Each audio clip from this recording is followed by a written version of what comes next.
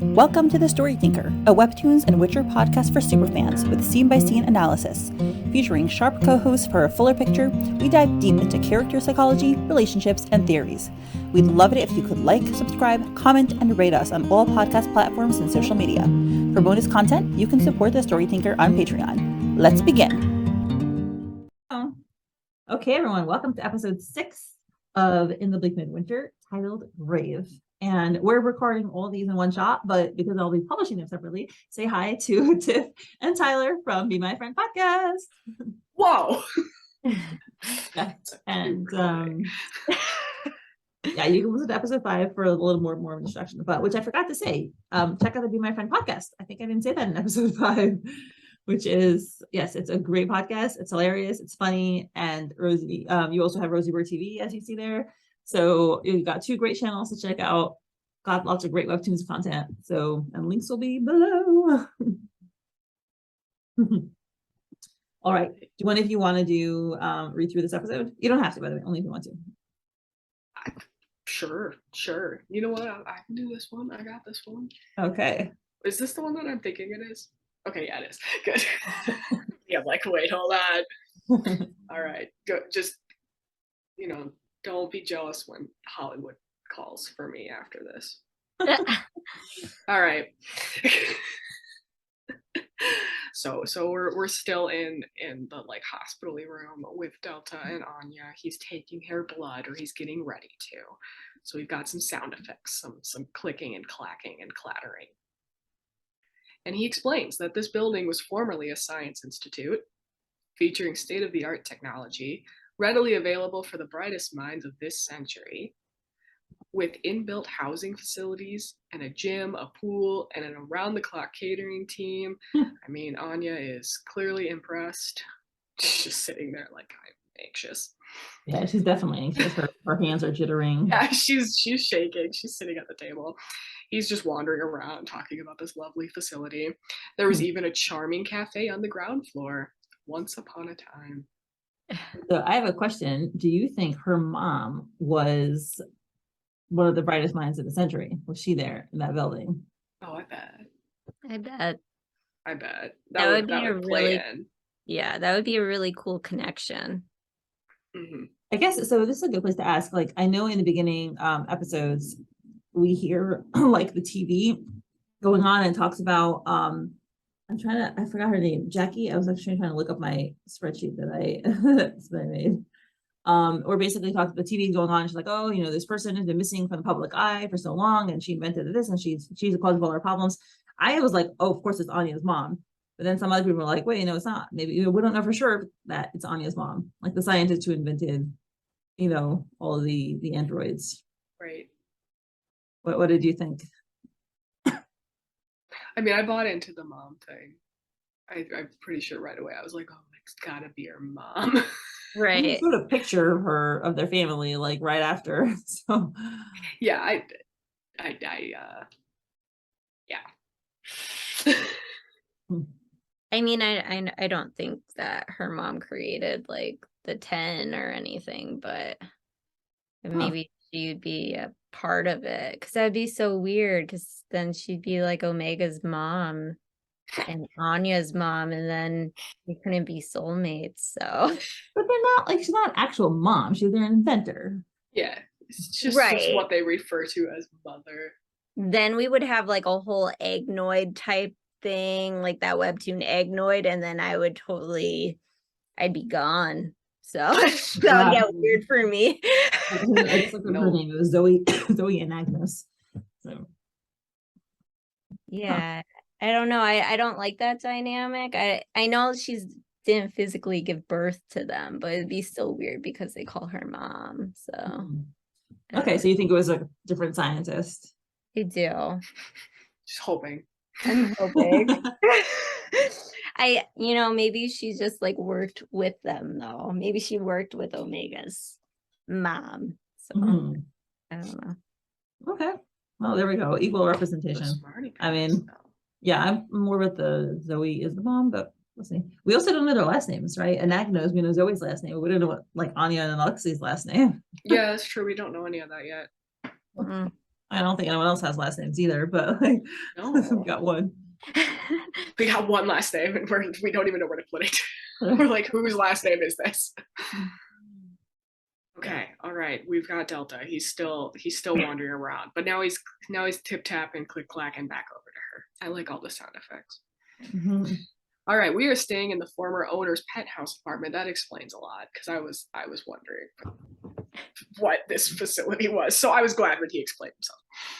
He wanted to be right in the middle of it. He said, "Creation and betterment of mankind." I feel like this person is going to be significant. Right? He has to be. And all the while, Delta is just so carefully preparing this shot so he can take her blood. Look at him go. How quaint. He gave a rather passionate speech about it on television. Do you remember? And Anya says no, she does not remember. I think Delta is a little scornful of this guy and his dreams for the betterment of mankind. It really doesn't seem like Delta agreed with this fella. Yeah. It's like, So like, did these scientists? He's just like, yeah. So I wonder, like, did these scientists have anything to do with the creation of androids or the destruction of androids? Right. You regretting having ever been built, or did they end up destroying the androids? Right. Maybe they were like protesting or something. Yeah. Maybe they created the gas. Oh yeah, maybe. All the connections. And Anya doesn't remember the speech, and Delta says, "I suppose you wouldn't. It's mundane life. Mundane life can be rather consuming." Like, I mean, wasn't she? Okay, never mind. She was, yeah, okay. Nevertheless, he doesn't specify what time period he's talking about. Also. It's true. I'm like, when did this happen? Was she alive? Was she sad about her sister? Was she drowning during? Like, when did this happen? Anyways, nevertheless, it was a great achievement at the time, and many great scientists from around the country gathered here to work and complete their research. So another little nod. And Anya's shaking. She is very nervous. She's got some sweat on her face. And she asks him, "Why are you telling me this?" She even stutters. Painting a picture. And he says, "Because your heartbeat is elevated, you're sweating and shaking." So he's picking up on these cues. All telltale signs of an oncoming panic attack. And Anya is shook that he is recognizing this in her. And now she's suspicious. She's glaring at him. He says, "There's a reason why I'm taking the sample myself with no other staff around." And then he says, "Your arm, Anya." You're like, he doesn't want to embarrass her? Like, I know, I'm sitting here. I would assume it's probably kind of like you are already uncomfortable with me. I'm not going to like introduce another person that you would also not know into the scenario. I kind of took it like that. And she's there offended. He goes, being considerate again, pretending he's not. Yes. But she's still offended because he did say please for her arm. But she does point out that he's being very considerate, and he goes, "I rather enjoy the look on your face when I crush your assumptions about me, namely that I'm a monstrous machine out to murder you." And she kind of looks a little forlorn there. She's like, well. Yeah, because I think she touches her. About it. Yeah, she flinches. I think she's contemplating, like, okay, like, is he actually not a murderous machine? She's like, wait. Right. At the very least, she recognizes he doesn't see himself as a murderous machine. Yeah, or I kind of even took it as he said that, and I almost wonder if part of her felt almost a little guilty for realizing maybe she did think that way. And she was like, well, wait, maybe I shouldn't, even though because he hasn't given her, well, I mean, he's given her plenty of reasons that he is, but also he hasn't with her specifically. So maybe she was even feeling a little guilty about that. But he looks at her, she looks away. She flinches because he touches her arm, and then she apologizes. And he says that she doesn't have to be sorry. And that I knew this would bring back unfortunate memories. And if you're not ready, but Anya says, I am. She's not running. She pulls out her arm, and I don't want my fear to control me. Which, look at their faces. Delta's like, admirable. Right. I think he's coming to respect her more. Yes. I think they're both coming to understand each other a little more and respect each other more. Yes, exactly.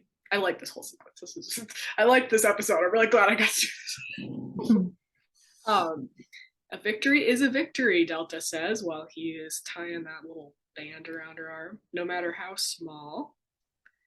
Deep breaths, he says. He must be doing it at this point because she's shaking. She's freaking out. Mm-hmm. And then why do you think she's so nervous about it? Is it because it reminds her when she went into Dreamscape? That would be my guess. It's probably like that, and it's got to be kind of like that idea of, well, you're going back, getting medical things done. I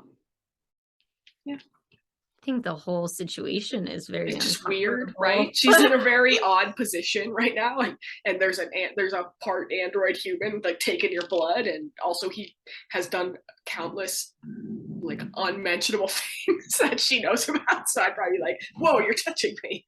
Yeah, he's the like, yeah, and he's the number one, scariest one of the bunch, and Omega's like the softer version of the family to her, and Delta's like the scary one. Right. So she's just like, here's my arm. Like, I wish Omega was doing this. Yeah, no kidding. I'm sure it's pretty scary. I think you guys wish it, but yeah. She's freaking out. She's freaking out. But then Delta, just Aber the gentleman, he just drops the bomb that his youngest sister was the first to die. And Anya kind of is she's taken out of her momentary scaredness, and she looks at him. He goes, though saying she died would be kind, torn apart would be a more accurate description. Zeta didn't want this war, not even after our mother was murdered, and Anya is looking deeply concerned by all of this. So he is successfully distracted her from the blood draw at this point with this horrific story about his little sister being ripped apart, and Anya feels bad. Of course she does. And he says that she didn't want to hurt anyone. She and Mother believed in peace and coexistence, and they both paid their price for their dreams. Humans didn't give my sister a grave. That would have been too kind. They paraded her around instead.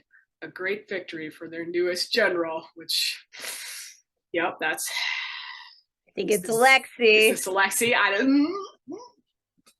I think so. I feel like it all points to that. And I mean, do you like Alexei? I don't like Alexei. No one likes him, right? I'm just making sure. I'm like, no one likes him, right? And like, I didn't know if there was a reason to, but I'm over here and I'm like, I like Delta, so what do I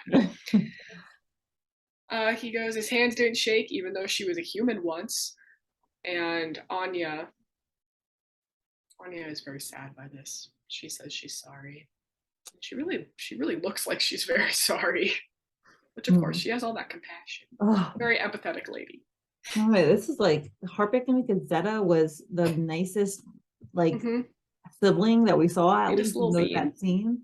She was so sweet. She was so sweet. I can't wait to get more of those memories. I think for season 2 coming back, I think my favorite episode was Remembrance, and just seeing all the different family dynamics. And I'm so curious to know where the human part of them came from, because they all look very different from one another. So we know they're not actual blood related siblings. So I wonder where they came from. How did they end up part android? Why they were chosen? Did they offer themselves to be scientifically turned into this? I'm so curious. But I always assumed that they were built out of parts, but then Delta says even though she was human once, so they were human, and then they added the android parts. Yeah, and Beta said that too, that they're all part human, the 10. So, and I didn't think Delta was. That was one thing we said on our show. We thought Delta wasn't. We thought Omega just was, and now we know for a fact that they all were. So they're all part human. Maybe they were all people with terminal illnesses. See, that's what I was thinking. They could have been people who they weren't gonna make it. So this was sort of a, well, what do you want to go through with this experiment? Yes, we do know that Delta did whatever Mom said, because Beta was jealous. He's like Mama's boy. And we knew that Zeta was so innocent, and she always stuck up and worried about everyone. Because even when they were practicing training, she's like, oh oh my goodness, and you know, she Do was you have so, theories on who Beta's boyfriend is? huh? Do you have theories on Beta's boyfriend? No, no, I don't think that we would know yet. Mm. Do you have any theories that you I think? thought someone mentioned Alexei, but it kind of contradicts the other theory with the general. I don't know. Right. Yeah, that's true. That's true. That's a good theory, though. Who knows? It has to be someone though on the inside, because they were giving Beta all the secrets of this war that was ready to branch out. So maybe it wouldn't be Alexei, because since Alexei is so for the war, you know, it had to be someone that was against it, that was feeding everything to Beta. Mm. Yeah. And they were human, we know that. So Yeah. but Well, and yeah. Delta's, yeah, they're it's heart to heart. It's so sad. He really loves his siblings. See, this is where I do get into this thing with Delta, where I'm like, I do understand. There's a lot of there's so much animosity there toward the humans for what they did to what was also human, just because they were part android. But he's like, my sister was good, she deserved better, and your sister did too, Anya, which I think that's probably a big moment for them to bond over there. But he does say the only difference is that what killed your sister was an accident caused by an android. What killed my sister was deliberate human cruelty, which is just too far bad. So my only objection here to Delta's reaction is that if you're upset that humans did something bad to your sister, right? They did something really bad. How could you then go do the same thing to random humans that didn't do that? Like, you could be upset at the people who actually participated in bad things, but you're saying that's a bad action to do, and then you're doing it to these random people who didn't do that. Like, that's a good point. That's a good point. You're not any better then. Right. It's that character that's you see in so many different things, like an eye for an eye, right? That goes down that dark path that was once good, but you know, that moment in time that turned them dark, you know, they just can't get away from it. All they seek is revenge, and you know, that's Delta 100%. So yeah. And he's just blaming all humans for the action. And it wasn't, obviously. And I think Anya is probably kind of a person that is maybe helping. I don't know if I should say helping, but I think she's probably awakening that part of him to remember that he did once feel that way also, that it's like, oh, we're also human, like people can maybe change, because he's lost that part of having any hope. I think Anya is probably the catalyst that might actually bring some hope back to him, because at this point it's not right to go and take it out on humans that had nothing to do with it. Right. And we had in a past episode Anya have the same conversation with Omega. Yeah. So where she's like, you are no different. Yeah. Then she points out the hypocrisy, honestly. So I wonder if she'll ever do that with Delta. You know, I'm so curious too. I can't wait to see Delta's twin. Like, we still haven't seen her. I'm like, yeah, we haven't. That's true. We haven't seen her yet. Curious. Like, I wonder what I'm like imagining this psycho crazy chick. Yeah. Or is she gonna be like super sweet? I don't know. No, that's what I'm imagining too. Right. I just know she's gonna be hot. Okay, and he finished the blood draw. All that, he did a really good job at distracting her. She is shook. She's got a band-aid and everything. And then he says, I meant what I told you earlier, Anya. Once you tell me about your sister, you can come with me. And she says, fine. But if I do, I want to know more about you. And Delta's just kind of like, okay, I mean, it's Delta. She goes, about the war, about the 10, all of it. Just you and me, no lies. And I love that panel of her. She looks great in that panel. She turns around and she's like clutching her chest. Yeah, it's really good. And he says, another deal then. She nods. And he says, deal. And then look at him. Look at his face. That's a good deal to do. That is a good deal. We're going to get some good info. Yes. No secrets. I think that obviously it benefits them both, because it's clear that Delta needs this information because he wants it.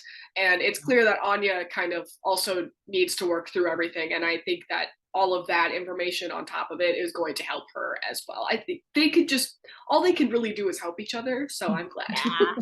It's a positive way of looking at things. They can also, hurt each other a lot, but whatever. Nah, they're fine. They're in-laws. In-laws. Not that matters all the time, but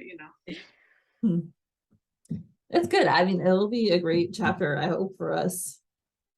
Some good information. I can't Yeah. wait. I just love that we're finally getting it. I craved it so much in season 1 to know more about them. And now we're getting it. And I'm just like, woo! Yeah, So it is great. It's great. Like you've been teased and teased and teased and teased. And then Yes. Zelda was so mysterious. And you're just like, what is Zelda thinking? Like, what's he planning? What's he doing? Now we know, and Omega is just like kind of just goes with the flow. So you don't get too much from Omega either. So No. Yeah, it's interesting because I reread in the Bleak Midwinter before this new season came out, and I had very neutral feelings about Omega before. Like, I didn't feel that he expressed himself much. I thought he was very neutral. I didn't get a sense of his personality. And upon rereading it right before, I finally did get more of a sense of him. But I agree, he's a follower. He's not really taking the initiative in this war. mm-hmm. He's just kind of there. Yeah, he's just doing what I think he just has to do because he's just there. What other options does Omega have? Apparently not, because he just does what he just kind of does. Yeah. Or, for whatever reason, obviously he's a younger sibling. So younger siblings, and they follow the older sibling. The older siblings set the stage. I'm the older sister. So I was the tyrant in the family, and younger kids don't get as much of a say. So, maybe he just never really stood up for himself, or started thinking, hey, what do I think? What do I think should be happening? Yeah. That's kind of how I read his character too. He's just sort of like, all right. I think he's and I love Omega, but I'm just like, yeah. Yeah. I think he's very confused too. We always get him looking off in the distance at that snow. He's just sad. He's like, yeah, this winter is bleak. Yes. Yes, this the title of this webtoon is pretty clear. Sometimes there are titles where I'm like, what does the title mean? But this title is very apparent. Yes. All right, ready to do episode 7? Let's do it. Thank you to my current patrons: Susie, Lady Libras, Lily, Jenny, Molly, Veronica, Emily, Joe Rochelle, Saucy Tuggles, Anne Rose, Alexa, Misty, Joanne, Emilda, Esther, 𝗵𝗶𝗹𝗶𝗄, Emily, Jean, Jen, Erin, Kay, Lily Beckett, Christine, Sadie, Kelly, Teresa, Mrs. Castaldo. Your support is truly appreciated.